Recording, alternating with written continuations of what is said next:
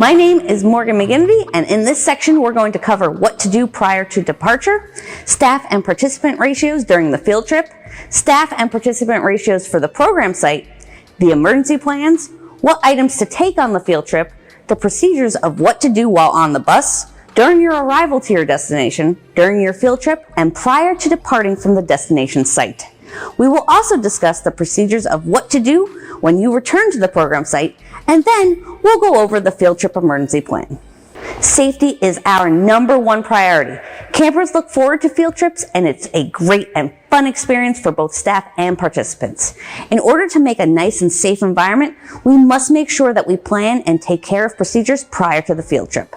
As a camp director, you will ensure adequate staff for the trip, adequate staff on site, and your completed emergency plans, as well as communication with your participants. Adequate staff for your trip. There is 1 program staff for every 10 participants or a portion of 10, age 5 3/4 and older. There's 1 program staff for every 8 participants for anyone in the group who is younger than 5 3/4. You want to also make sure that there are at least 2 CPR certified staff along on the trip. One of the program staff must be the camp director, who is at least 21 years of age. Adequate staff at the program site goes back to our COMAR regulations for proper supervision during routine activities. This is 1 program staff for every 15 participants aged 5 3/4 or older, and 1 program staff for every 8 participants if there's a participant in the group younger than 5 3/4. Remember, at least 2 program staff must remain on site, as 1 program staff cannot work alone. And again, at least 2 staff that are both CPR and first aid certified. As a camp director, you will ensure your completed plans. The completed plans include the field trip emergency plan with the trip itinerary completed on the back. We will go through that form a little later along. With additional emergency plans you might need for a trip, such as a pool emergency plan if you are taking a trip to a pool, amusement park or water park safety if you are taking a trip to the park, or skating emergency plan if you are taking a trip to go skating. Again, make sure you have all emergency plans you need to go on your field trip. Quiz time!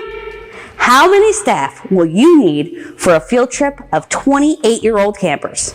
A, 1, B, 2, C, 3, or D, 4? The answer is B, 2. Remember, there is a 1 to 10 ratio for participants older than 5 3/4. How many CPR certified staff must remain on site if you have 4 participants that did not attend a field trip? A, 0. The 2 CPR staff went on the trip for safety. B, 1. C, 2. Or D, 3. The answer is B. At least 2 CPR certified staff must remain on site. You also want to ensure communication with the participants. Prior to going on the trip, there should be proper communication with the participants and parents and guardians as to what properly dressed attire or things they need to bring with them for the trip. So if we are going skating, you want to make sure that participants are wearing socks or bring socks with them. If the trip is to the pool, participants know to bring a towel, the proper type of swim trunks for the outing, and water shoes if they need water shoes. If the trip is to the amusement park, you want to make sure the child is wearing closed-toed shoes. You also want to communicate about valuables. Do not bring any valuables the day of, such as electronics, any toys or games out of fear of it being lost, stolen, or misplaced. You also want to communicate with the participants to make sure that they all know the rules. This is for both the participants and staff. Review the rules of the trip prior to departing. So, what to take on the trip? The 9 items to take on the trip with you. The completed field trip emergency plan with the trip itinerary on the back. The Youth Camp Safety Standard Trip Manual or a tablet with the manual downloaded. Completed profile and other forms for all participants, staff, and volunteers who are accompanying on the trip. A roster with the names of all participants, staff, and volunteers who are accompanying on the trip. For day camps, the lockbox with any medication needed for participants, staff, or volunteers. A first aid kit. Any permission slips or specialized activity permission slips. Again, remember to check for both signatures and initials for that specific outing. A form of communication, and also your emergency flag. If you are traveling to your field trip destination on foot, you want to conduct roll. You want to count heads prior to leaving, and no one leaves once roll has been called. Bathroom trips should be done prior to calling roll. Once roll is called, no one is departing. That means you guys are ready to head out. Make sure program staff are dispersed. Make sure the program staff position themselves in the front, middle, and end of the line of participants. You need to review. You want to ensure you review the roles of the staff and the volunteers, the rules and emergency plans and the name of the destination, and the staff who are accompanying the trip. Make sure the kids know where they are going, the location where they're going, the names of the staff who are on the trip, and who they are grouped with. You also want to discuss the schedule for the day. This is the time you're leaving, where you're going to meet for lunch, when you're going to meet back at the bus or back at the spot to walk back on foot, and so on. Once again, before leaving the field trip location, you want to make sure you count heads and confirm that all participants, staff, and volunteers are accounted for.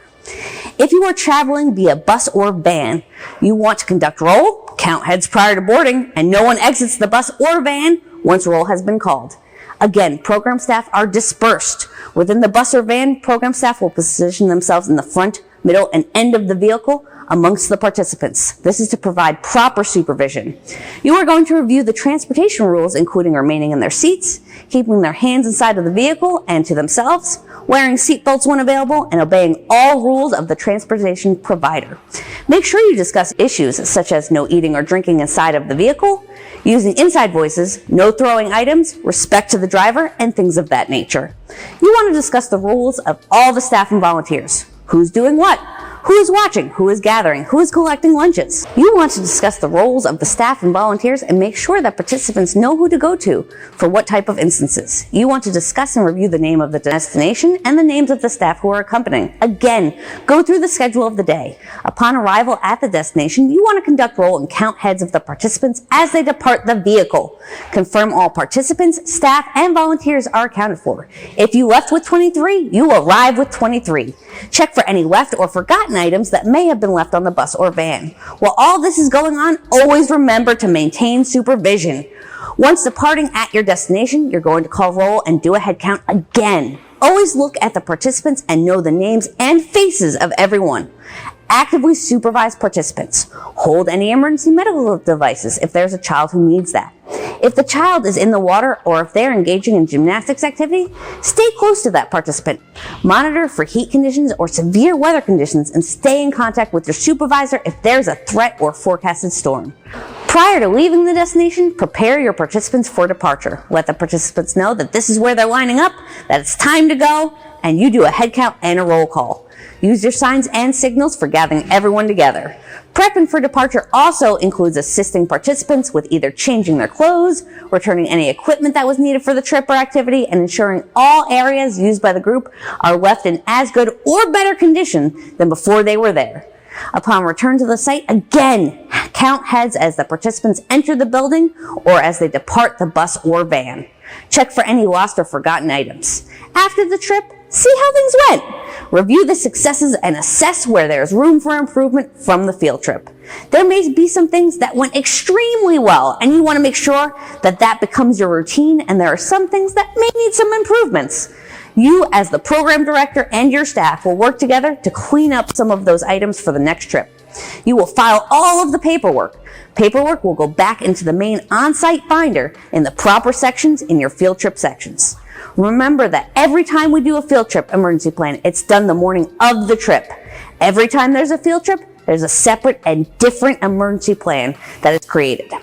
You are creating the emergency plan following the step-by-steps, and you're using the staff that are scheduled for that day.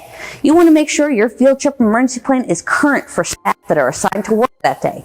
Follow all of the steps, go through each portion of the field trip emergency plan, and remember to put down the phone numbers for all the staff that are on the trip, any staff staying back, the director's name, and any administrative assistant's name, as well as if it is a playground or teen center. You want to be as thorough and accurate as possible. One copy of the field trip emergency plan goes on the trip with you, and another copy stays back. That way, if there is someone who needs to access any of this information, it is on site as well. A part of this is the trip itinerary. We've discussed making sure that you discuss with the participants and the staff the itinerary for the day or what to expect for the day. These items include destination, the date, the destination's phone number, the destination's address, any cross streets, and then the plan for the day. What time do you plan to depart? What time do you plan to arrive at the destination? What time do you plan to have lunch? What time do you plan to depart from the destination? And what time are you expected back at your site, facility, or playground site? This concludes the section for field trips and transportation emergency plans. So, while safety is our #1 priority, remember to have fun, have a great time, and great summer.